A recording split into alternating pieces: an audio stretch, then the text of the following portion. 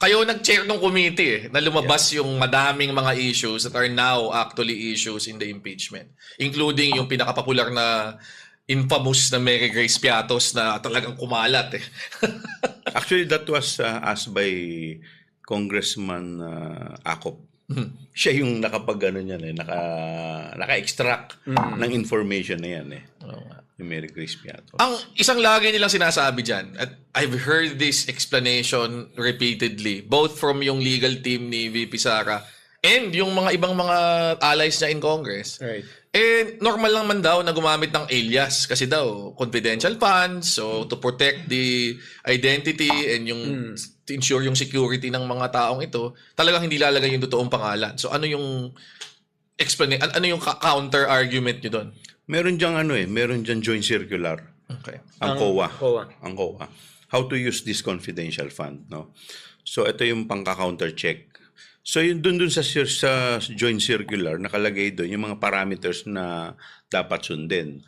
Like for example, you can use aliases pero yung true identity it should be sealed.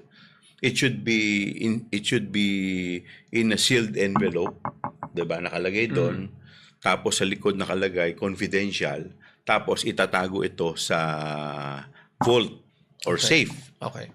Now, kung ang laman nun ay mga mga fictitious name.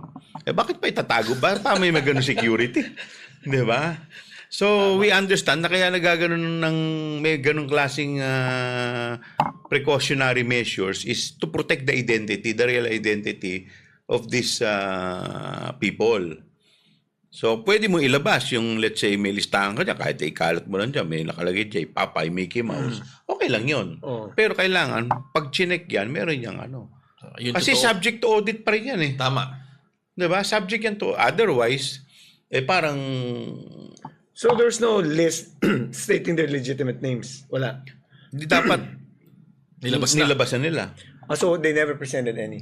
Wala eh. Kasi yung mga nilagay nilang pangalan dun, we requested the PSA to validate. Lumabas naman, walang buhay na pangalan ganun. Wala rin patay na may pangalan ganun. So hindi talaga well, actually, yung palang pangalan ng Mary Grace Piatos, duda na talaga ako kung meron talagang ganun eh. Pero nagpunta pa nga kayo sa PSA to actually officially certify na wala eh. Yes. Pero yun nga eh, ang point kasi doon, may process eh. In fact, alam ko doon sa joint circular na yan, may special auditor, di ba? Parang hindi ito open audit eh. Open, no. Tsaka kailangan may reporting pa yan sa Congress at saka sa Senate. Even to the Office of the President. So there's a reporting mechanism. Oo, pero dito yata parang wala, hindi yata sila nakapag-submit ng report eh. So medyo malabo na pala. Pero so far, doon sa sinabi nyo kanina na may yung binigay supposedly sa AFP and then pinirmahan pero lumabas din, hindi naman talaga nila natanggap yung pera. Meron na ba silang naging public response to that? Wala. So, otherwise, sinabi na nila. Alam na rin natin lahat. Hindi rin nila sinagot yun in the answer. Diba? Walang answer na gano'n. Lack of due process pa rin. And lack of jurisdiction pa rin. Ako lang, isa napansin ko nga dun sa answer, hindi nila in-address any of yung factual allegations. Normally kasi tayo, pag sumasagot tayo, di ba? Point by point yan eh. Like, let's say, paragraph A is denied. Specifically denied. Specifically denied, di ba? For the following reason, affirmative defense, special defense. Tama. Lalagay mo lahat yan. Or paragraph, insofar as paragraph 1 to 5 are all admitted. Di ba? May mga ganyan eh, di ba? So lahat yun general denial lahat.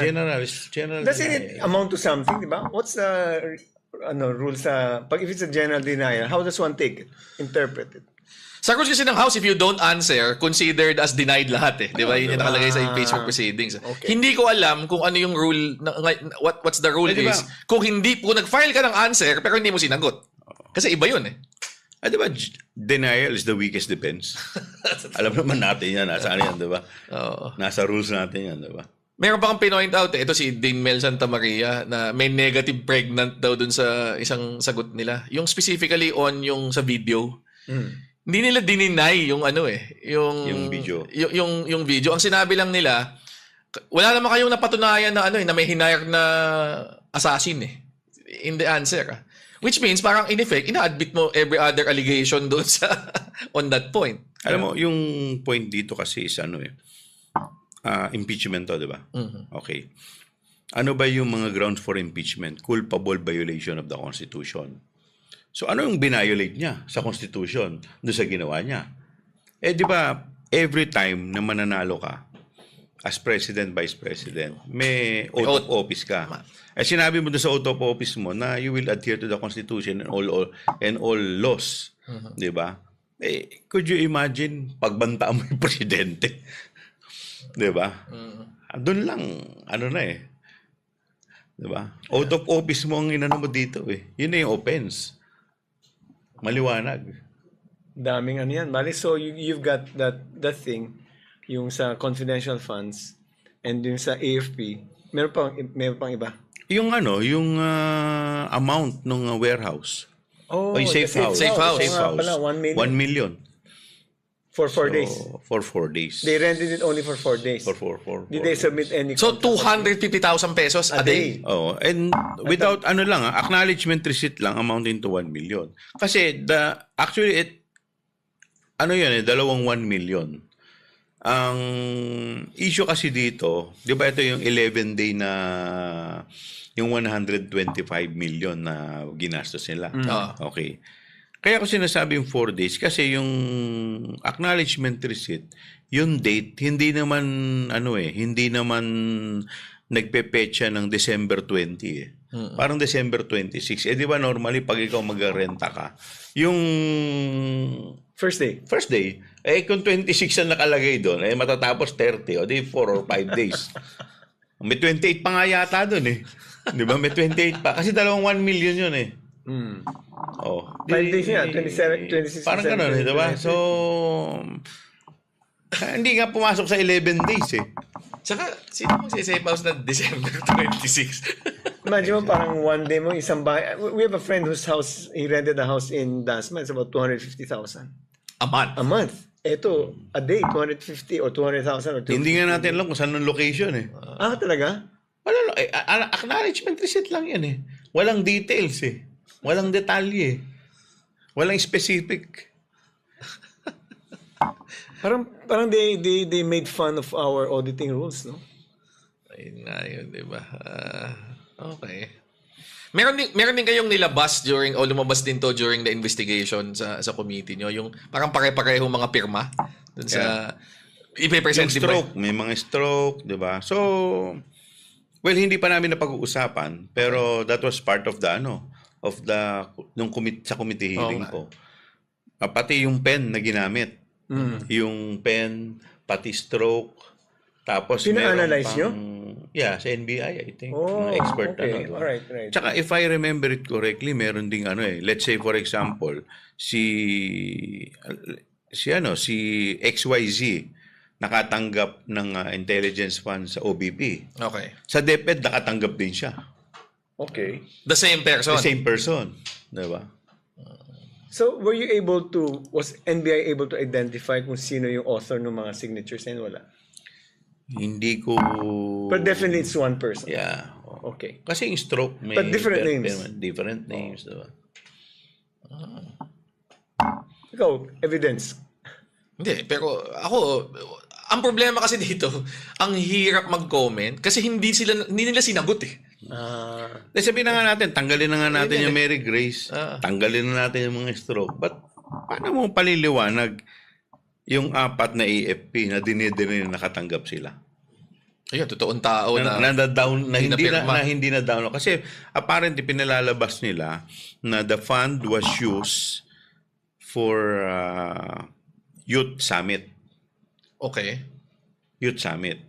So yung Youth Summit pala, ang gumastos nun yung AFP tsaka yung LGU. Okay.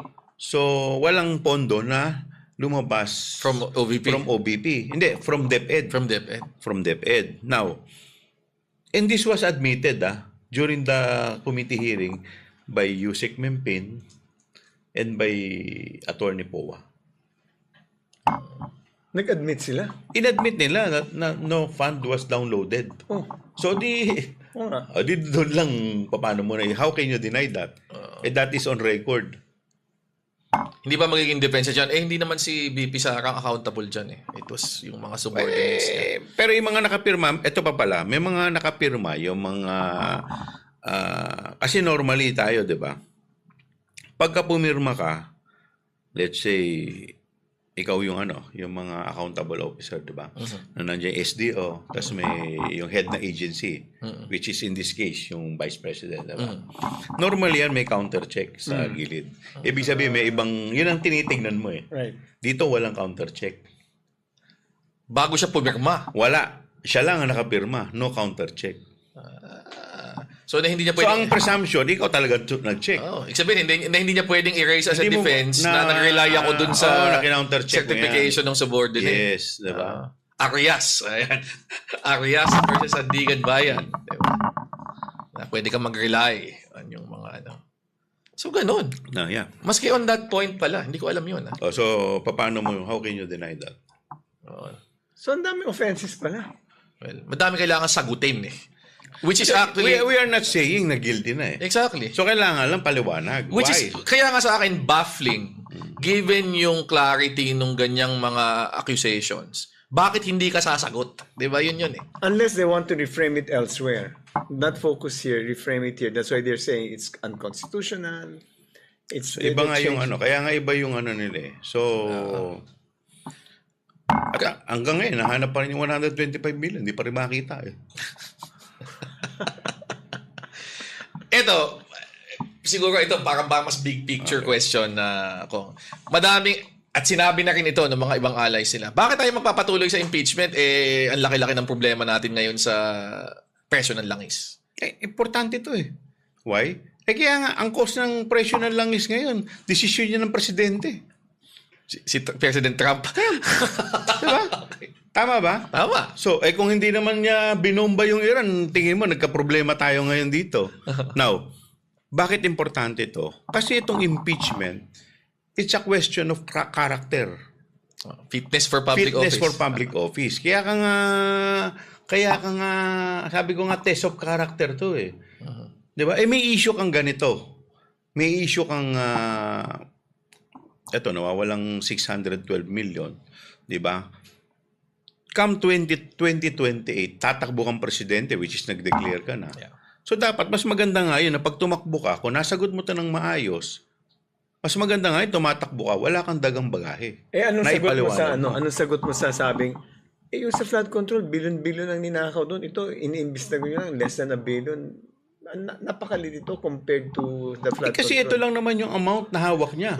So could you imagine, maging presidente siya, ang hawak mo 6 trillion na. O di yun na yung paglalaruan mo. Ito lang yung pondo ng OBP. At saka ito rin lang yung pondo ng DepEd. Correct. Diba? Now, once na naging presidente ka, ay hindi na ito ang hawak mo. Ang hawak mo pondo na ng buong Pilipinas. So mas nakakatakot. Okay. Kasi kung sa maliit na bagay nga, hindi ka hindi siya maliit ha. Pero ibig sabihin, sa ganitong amount, hindi ka mapagkakatiwalaan, how much more pa? Tama yun. Di ba? And kaya nga, ang impeachment, pili lang ang officials Ayan. na subject ng impeachment. President, Vice President, Ombudsman, Supreme Court Justices, hindi nga yung CA eh. Supreme Court Justices pa dapat, diba? tas At saka yung mga constitutional constitutional commissions. No, why? Kasi sila yung may may malaking kapangyarihan eh.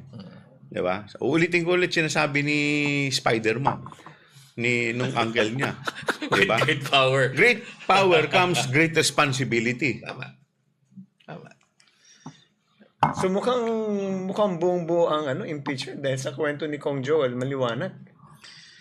Well, ako ang maganda dun sa ang isang magandang offshoot actually ng Supreme Court decision sa Duterte versus House of Representatives. Ngayon, makikita nating lahat. Diyan pa lang sa level ng Committee on Justice, yung ebidensya na hindi natin nakita dahil hindi natuloy yung impeachment trial. At saka, ito, last year. idadagdag ko lang, Sir Barry. Sabi nila na, sabi mo kanina na bakit ang daming problema ngayon. Totoo. Yung Oil crisis. Oil crisis. Bakit tinutuloy pa impeachment? So, ibig ba ninyong sabihin, dapat itigil na rin natin ang investigasyon sa lahat ng katiwalian. Dahil may oil Tama crisis yun. tayo.